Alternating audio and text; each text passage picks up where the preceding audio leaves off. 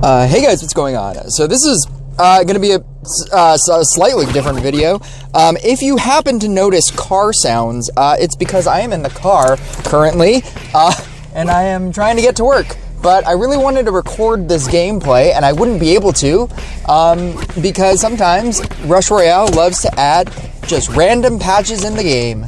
And they love just dropping in a patch, not telling us what it is, and then allowing or disallowing you to replay old battles. And I just played this when I woke up, and now I have to go to work. And then I realized what time it was, and I was like, I'm not going to have time to do a video. But anyway, with all of that down,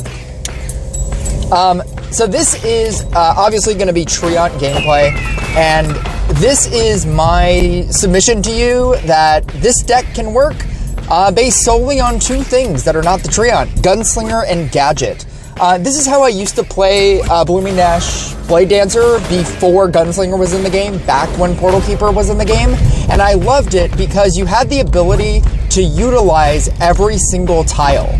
The problem with Gadget that most people don't like is that it's random.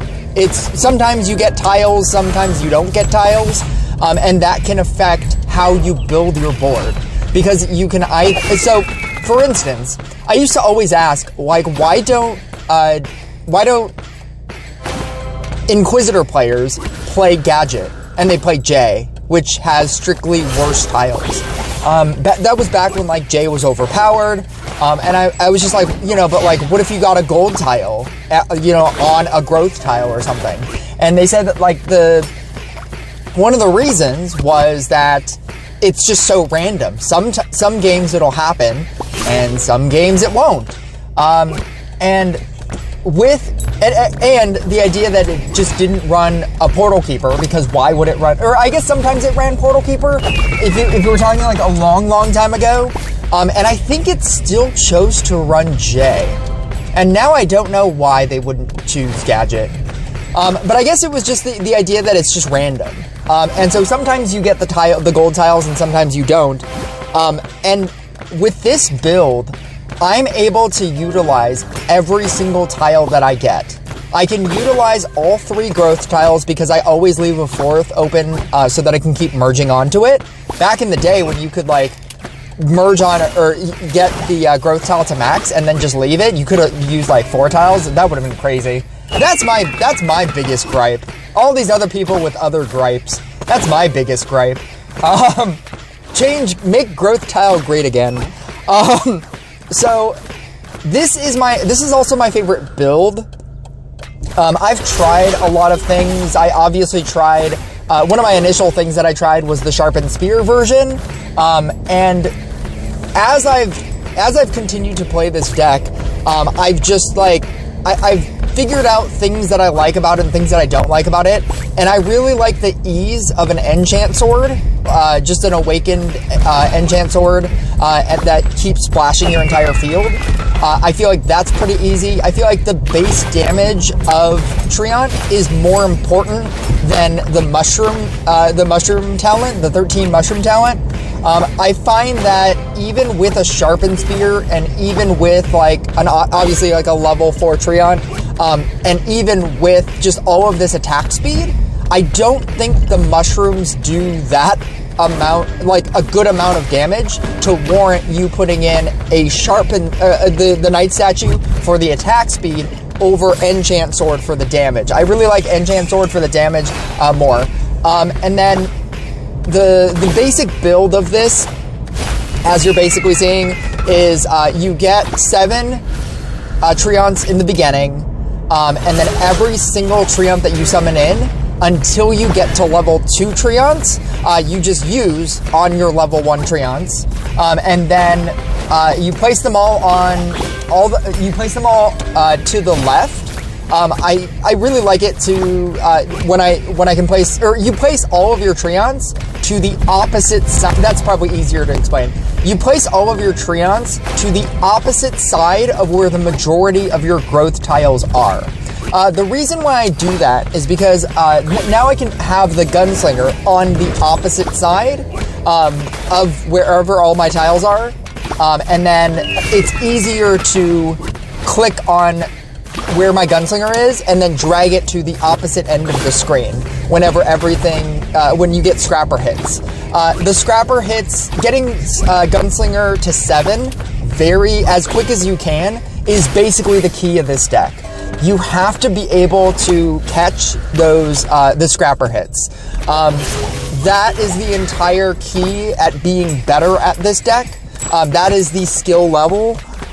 If you can get to 7 in 7 scrapper hits, when you get your 7 Treants, you can obviously then start lowering your using your Treant power, and then you can use your Treant power and then merge up all of your Treants evenly. It doesn't necessarily matter that it's even, but why would you, because I was trying doing it like at lesser ranks, so like getting a gunslinger to 5 and then noticing that my Treant ability is active and then using it.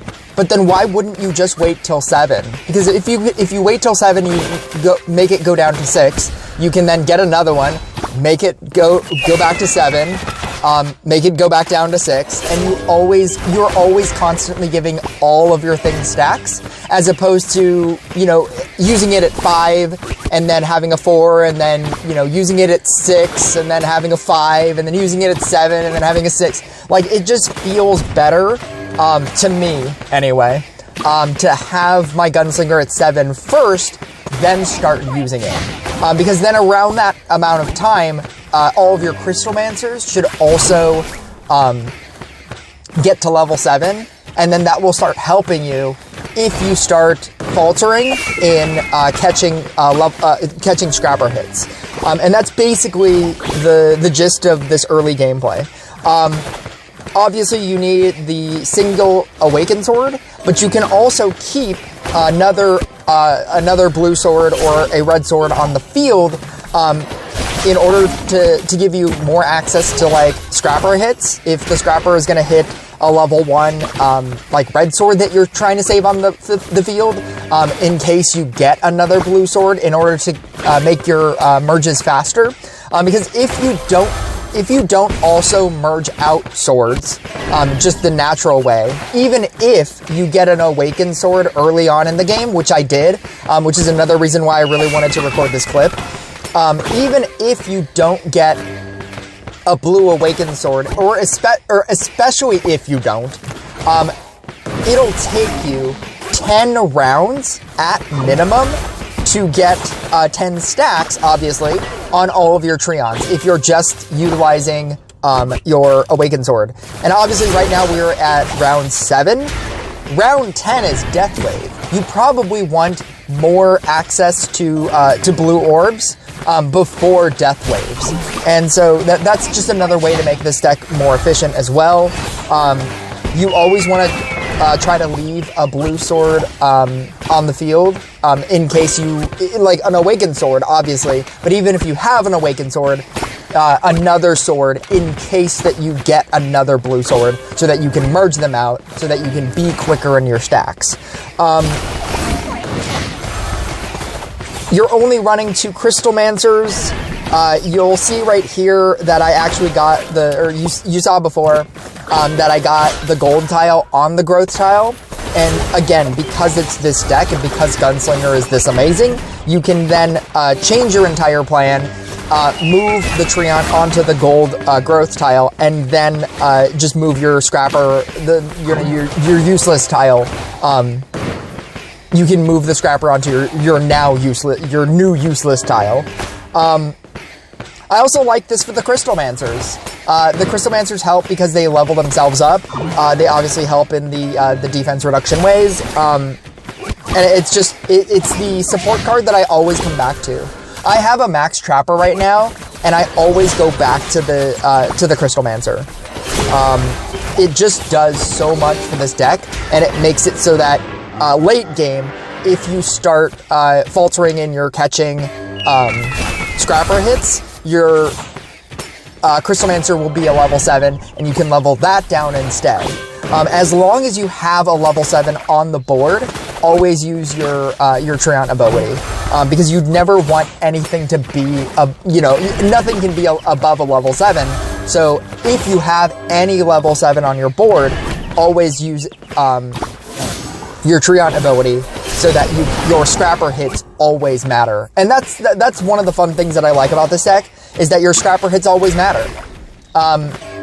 One of the things about scrapper is that, I hate that it's, it continues to upgrade my level 7. And in the case of this deck, you never have a level 7, or you shouldn't have a level 7. You should always be using that ability every single chance that you get.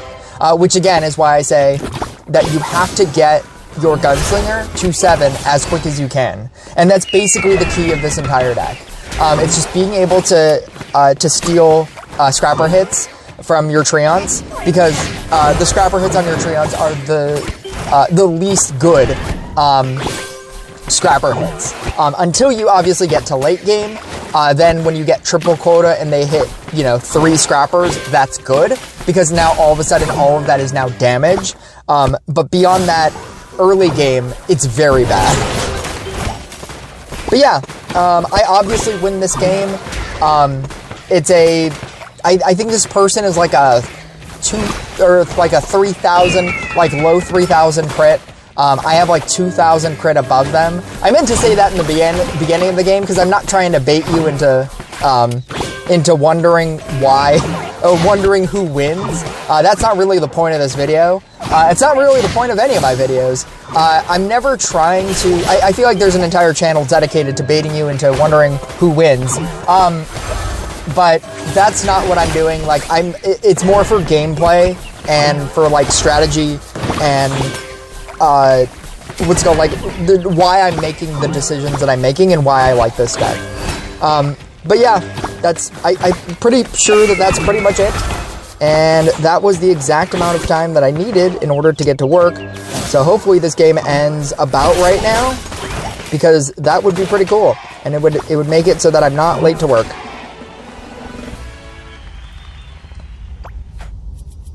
I'll catch you guys next video.